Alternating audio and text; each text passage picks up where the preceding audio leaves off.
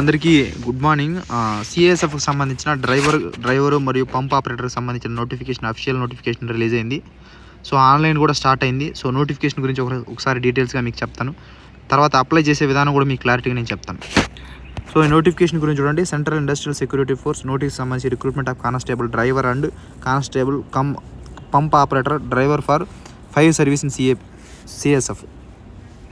So driver పోస్టుల్లోనే ఏదైనా అంతో ఇంతో బాగుంది అంటే ఒక సిఎస్ఎఫ్ డ్రైవర్లే బాగుంటాయి, అన్నిటికంటే బెటర్గా డ్రైవర్లో చెప్తాను. కానీ శాలరీలు అనేది చాలా తక్కువ ఉంటాయి సిఎస్ఎఫ్లో. జీడీ కావచ్చు, డ్రైవర్లో కావచ్చు, చాలా తక్కువ ఉంటుంది.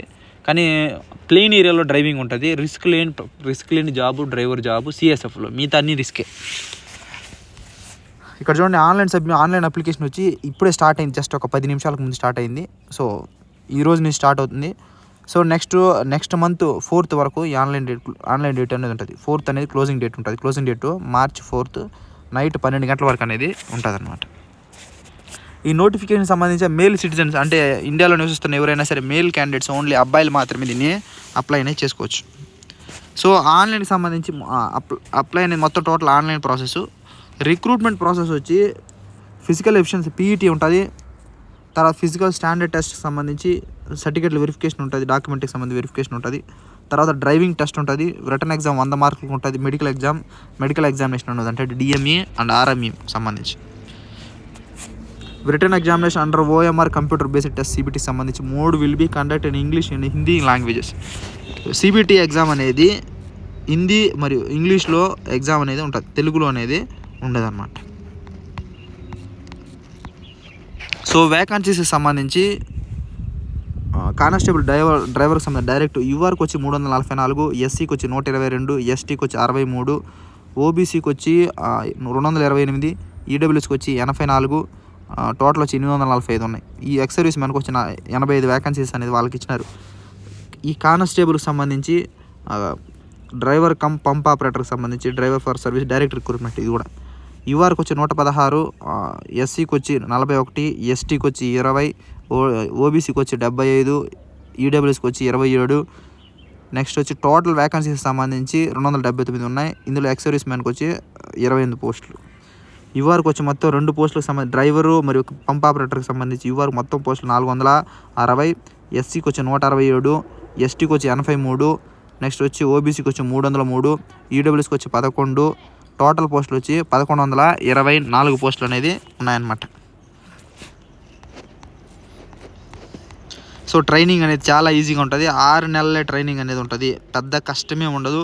సో ఈ స్టార్టింగ్లోనే మీరు 37,800 చిల్లర అనేది మీరు బేసిక్తో అన్ని DA, HRA అన్ని అలవెన్స్లు, TPT అన్ని అలవెన్స్లు కలుపుకొని మీకు 37,000 చిల్లర అనేది మీకు వస్తుంది. ఏజ్ క్రైటీరియాకి సంబంధించి 21 నుంచి 27 సంవత్సరాలు OC వాళ్ళకి, SC ST వాళ్ళకి 5 సంవత్సరాలు, OBCలకు వచ్చి 3 years రిలాక్సేషన్ అనేది ఉంటుంది అన్నమాట. ఎడ్యుకేషన్ క్వాలిఫికేషన్కి సంబంధించి the candidate should have passed matriculation equal to qualification from a recognised board. 10th pass అంటే సరిపోతుంది. ఓపెన్ 10th వాళ్ళు కూడా ఎలిజిబుల్ దీనికి. నెక్స్ట్ డ్రైవింగ్ లైసెన్స్కి సంబంధించి హెవీ మోటార్ వెహికల్కి సంబంధించి, ట్రాన్స్పోర్ట్ వెహికల్కి సంబంధించి హెవీ మోటార్ అంటే హెవీ లైసెన్స్ ఉన్న, లైట్ మోటార్ వెహికల్ సంబంధించిన లైసెన్స్ ఉన్న, మోటార్ సైకిల్ విత్ గేర్కి సంబంధించిన లైసెన్స్ ఉన్న దీనికి అనేది మీరు అప్లై అనేది చేసుకోవచ్చు.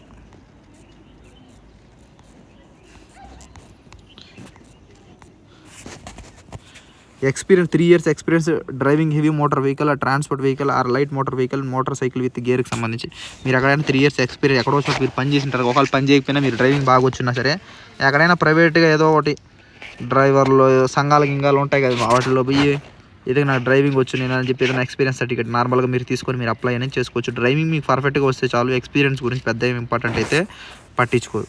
EWS, SC and OBC candidates 167 సెంటీమీటర్లు అనేది జనరల్ వాళ్ళు, OBC, EWS, SC వాళ్ళకి అందరికి కలిసి 167 హైట్ ఉండాలా. STకి అనేది రిలాక్సేషన్ ఉంది. చెస్ట్ వచ్చి 80 నుంచి 85 అనేది చెస్ట్ ఉంది. ఇంకా ఇందులో ST కేటగిరీకి వచ్చి 160 సెంటీమీటర్స్ హైట్ ఉంటే సరిపోతుంది. 76 to 81 చెస్ట్ అనేది ఉండాలన్నమాట. మెడికల్ స్టాండర్డ్కి సంబంధించి మెడికల్ అనేది చాలా టఫ్గా ఉంటుంది, చెక్ చేసుకోవాలి కరెక్ట్గా, పర్ఫెక్ట్గా ఉండాలి మెడికల్ మాత్రం. సో సిఏపిఎఫ్లో చాలా అంటే చాలా టఫ్గా ఉంటుంది మెడికల్.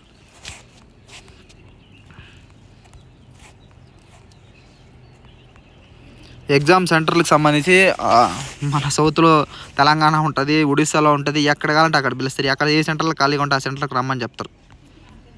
మీరు రెండింటికి కూడా అప్లై చేసుకోవచ్చు, ఇబ్బందిలే.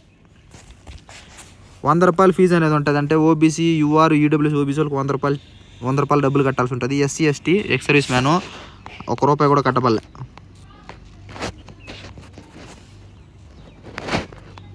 ఫస్ట్ ఫిజికల్ ఎఫిషియన్సీ టెస్ట్కి సంబంధించి ఫిజికల్ కూడా అంత డెప్త్ ఏమి ఉండదు, ఈజీగానే ఉంటుంది.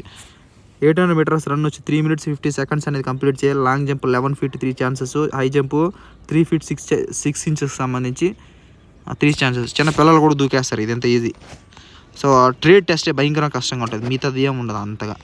Document verification 10th class education qualification certificates, మరి 10th క్లాస్ సర్టిఫికేట్ చూస్తారు, లైసెన్స్ చూస్తారు, క్యాష్ సర్టిఫికేట్లు వీటిని చూస్తారు అంతే, ఇంక పెద్దగా ఏమి ఉండదు సర్టిఫికేట్ వెరిఫికేషన్లో. మీరు పాస్ అయితే అదే గొప్ప, ఆటోమేటిక్ సర్టిఫికేట్ వెరిఫికేషన్ అంతగా ఏం పట్టించుకోరు, పర్ఫెక్ట్గా సర్టిఫికేట్లు ఉందా లేదు చూస్తారు అంతే, ఇంతకు మించే ఉండదు. డ్రైవింగ్ టెస్ట్ ఫర్ లైట్ వెహికల్కి సంబంధించిన టోటల్ మార్క్స్ 50 questions ఉంటాయి, 50 marks ఉంటాయి, 25 questions. Next driving test heavy వెహికల్కి సంబంధించి 50 marks 25 questions ఉంటుంది.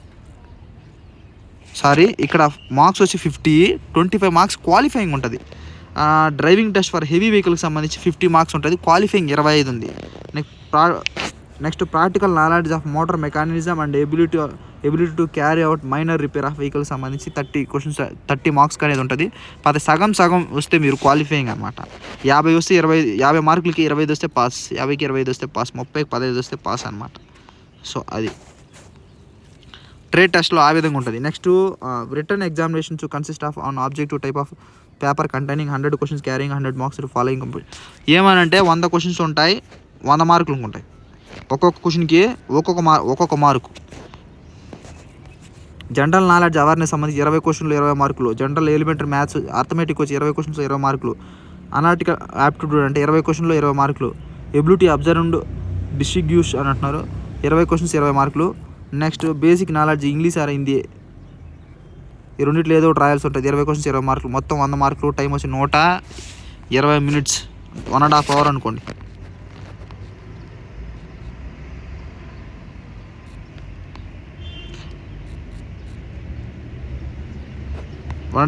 టూ అవర్స్ వరకు ఉంటుంది.